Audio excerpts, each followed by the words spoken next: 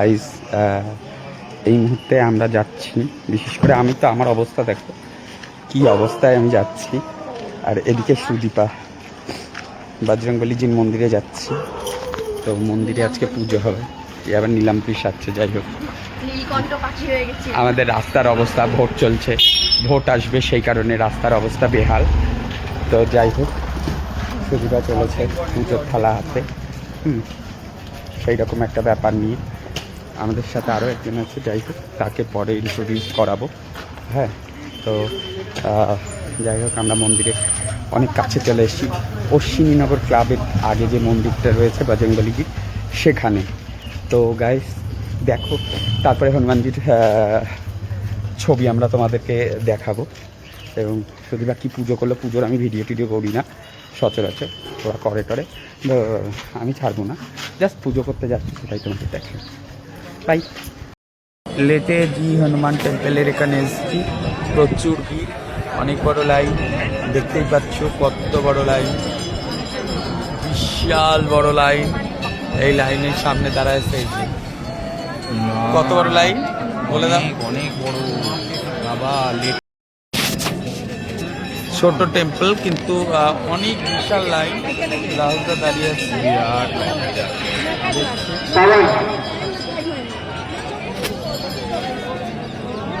সুদীপার অবস্থা, সুদীপা ঘুমায় পড়ছে দাঁড়ায় থেকে 2 ঘন্টা দাঁড়ায় থাকার পর। এটা জয় কনস্ট্যান্ট ফোন করে যাচ্ছে।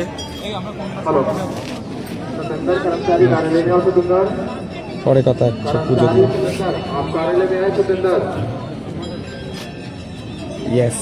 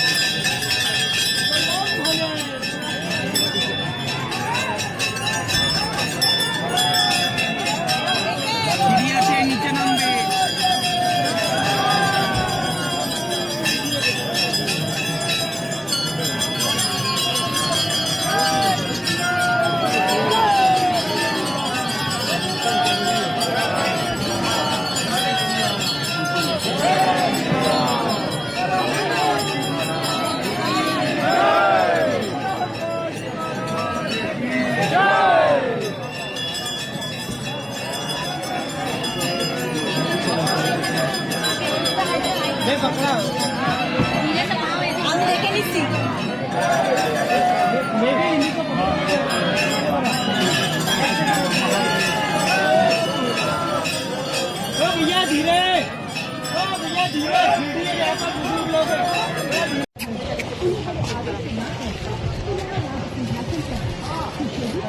खा लिया,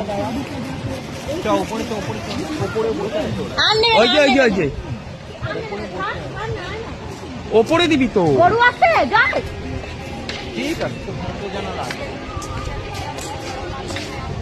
ओके, खाने के लिए दे दे। कितना सारा बंदर है, बंदर लोग।